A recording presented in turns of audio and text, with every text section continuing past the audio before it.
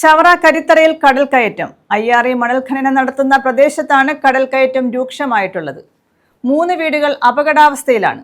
40 മീറ്ററോളം ഭാഗത്താണ് കടലെടുത്തിട്ടുള്ളത്.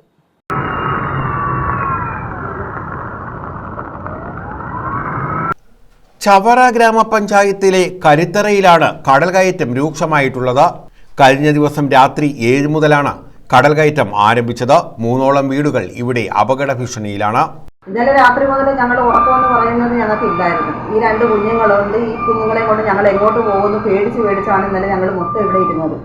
ഈ രാത്രി ഈ നേതാക്കന്മാർ എല്ലാവരും രാവിലെ ആയപ്പോഴാണ് അവരെല്ലാം ഇതറിഞ്ഞു വന്നത്. അയ്യാറിക്കാരും എല്ലാവരും വന്ന് അവിടെ നിന്ന് ജനങ്ങളുടെ ചോദിച്ചിട്ട് പോകുന്നതെന്നല്ലാതെ ഞങ്ങൾക്ക് ആരും വന്ന് ചോദിക്കുകയോ പറയുകയോ ഒന്നും ചെയ്തിട്ടില്ല. ഇന്നലെ സന്ധ്യ മുതൽ തന്നെ ഈ നിമിഷം വരെ ഞങ്ങൾ പേടിയിലാണ് ഞങ്ങളിവിടെ കഴിയുന്നത്. ഈ കുഞ്ഞുങ്ങളെ കൊണ്ട് ഞങ്ങൾ എങ്ങോട്ട് പോകുന്നു പോലും ഞങ്ങൾക്ക് അറിയാൻ വയ്യാത്തൊരവസ്ഥയാണ്. കരിത്തറയ്ക്ക് സമീപം അയ്യാറി മണൽ ഖനനം നടക്കുന്ന പ്രദേശത്തോട് ചേർന്നാണ് കടൽക്കയറ്റം ഉണ്ടായത്. 40 മീറ്ററോളം ഭാഗം കടലെടുത്തു. അയ്യാറി ഈ ഭാഗത്ത് JCB ഉപയോഗിച്ച് മണൽ ഖനനം നടത്തി വരികയാണ്. തീരത്തോട് ചേർന്ന ഭാഗത്ത് കടൽഭിത്തി ഉണ്ടെങ്കിലും ഇത് കടലിലേക്ക് ഇറങ്ങി നിൽക്കുന്ന സ്ഥിതിയാണ്. സമീപത്തുണ്ടായിരുന്ന ബണ്ട് പൂർണ്ണമായും കടലെടുത്തു. ഇതോടെയാണ് വീടുകൾ അപകട ഭീഷണിയിലായത്. ഇന്നലെ സംഭവിച്ചതെന്ന് പറഞ്ഞാൽ പടിഞ്ഞാറ് വശത്ത് തിട്ട കെട്ടി വെച്ചിരുന്ന തിട്ട മണ്ണെടുത്ത്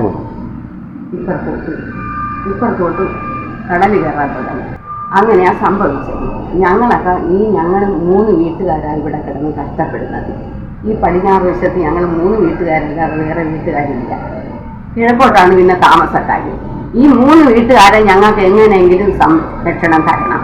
ഇല്ല ഞങ്ങൾ കടലിനകത്ത് കിടക്കും. ഞങ്ങളെല്ലാവരും കൂടി ഞങ്ങൾ 23 വർഷമായി അയ്യാറിക്ക് കൊടുത്തിട്ട്. ഈ 23 വർഷം കൂടി ഞങ്ങൾ വാടകയ്ക്ക് ഇവിടെ കിടക്കുക. ഞങ്ങൾക്ക് ഇതുവരെ സ്ഥലം തന്നിട്ടില്ല. ഞങ്ങൾ നടന്ന് കുഴഞ്ഞിട്ട് ഞങ്ങൾക്ക് സ്ഥലം തരുന്നു. കഴിഞ്ഞ ദിവസം തന്നെ MLAയും പഞ്ചായത്ത് പ്രസിഡന്റ് ഉൾപ്പെടെയുള്ളവർ സ്ഥലത്തെത്തിയിരുന്നു. ഇതേസമയം മണൽച്ചാക്കുകൾ അടുക്കി തിട്ട ബലപ്പെടുത്താമെന്നാണ് അയ്യാറി അധികൃതർ പറയുന്നത്. എന്നാൽ ഇതിനുള്ള പ്രവൃത്തികൾ ഇതുവരെയും ആരംഭിച്ചിട്ടില്ല.